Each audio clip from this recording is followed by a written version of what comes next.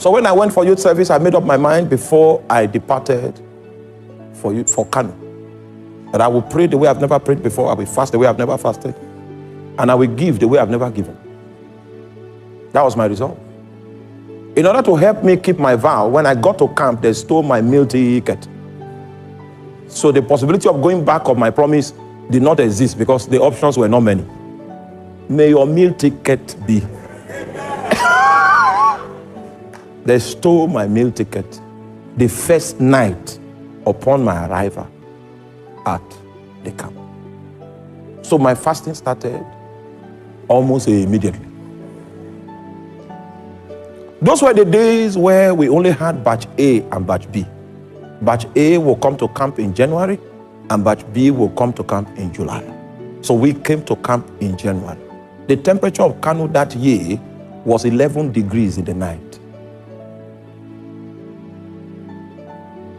Now, do you know what it feels like? You want to begin a prayer adventure and then the temperature now drops to 11 degrees. The meaning of 11 degrees is that it's very convenient for sleeping.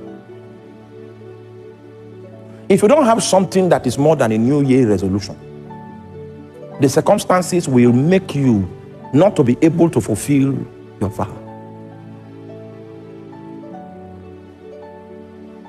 So I began to push in prayer, began to push in fasting, began to push. Those were the days when camp was 30 days. And after 30 days, we were released. I got to the place where my accommodation was, and I continued in my prayer and fasting. The place was conducive. I found a hill. That is where I used to climb for my prayer. So when I come back from work, sometimes I come back from work by 5. I climb the mountain. I come back from the mountain by 11, sometimes 12 midnight, some other times. And I maintained it on a daily basis.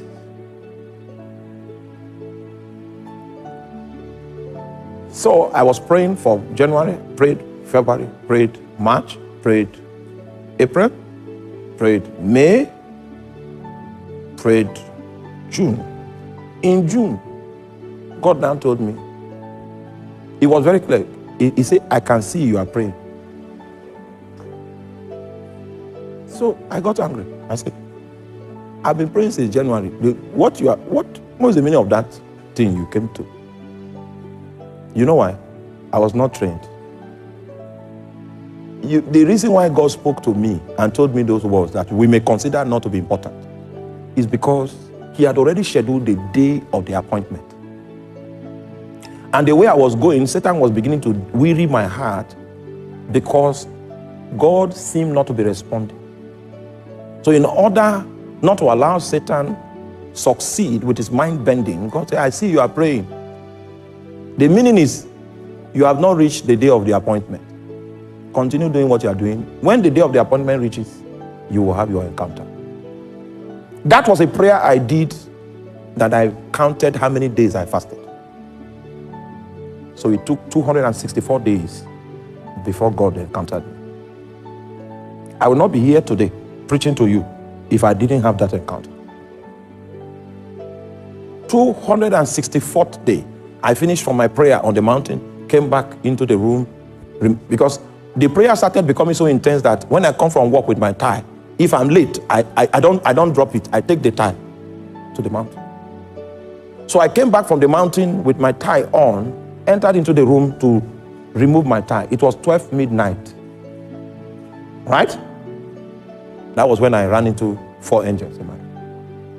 The suspended time, this thing you call time, was suspended.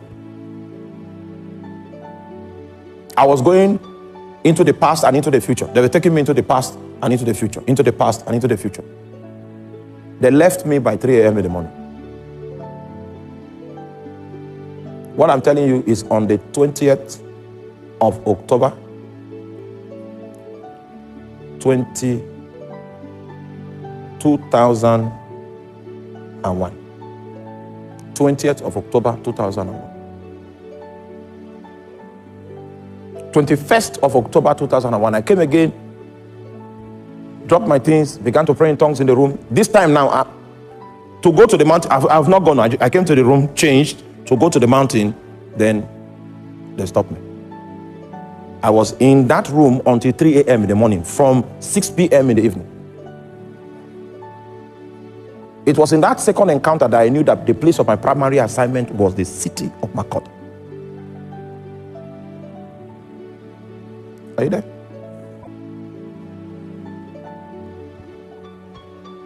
That's how divine direction came to me. When you start with a vow.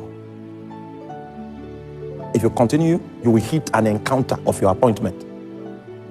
The day you hit the encounter of the appointment, the second point I want to raise starts. It is the supervising spirit of your altar that comes to visit you. It doesn't come as a friend, doesn't come as an acquaintance. It comes as a king.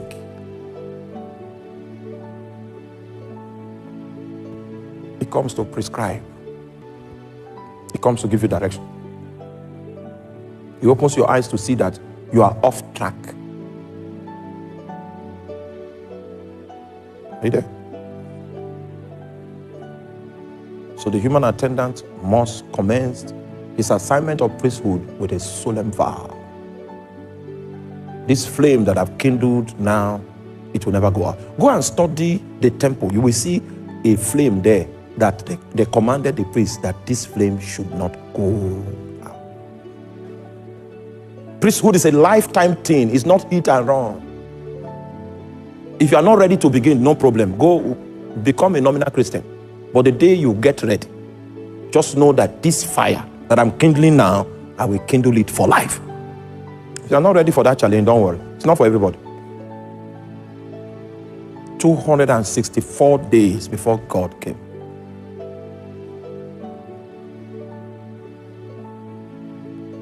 Sorry, it's not God that came, it's angels that came. When I started encountering angels, I was so happy because my power ministry now started at that point. I preached for 5 years with power before it occurred to me that it was not angels I was praying to encounter. It was Jehovah I was praying to encounter. So I repented. Are you there? And came back.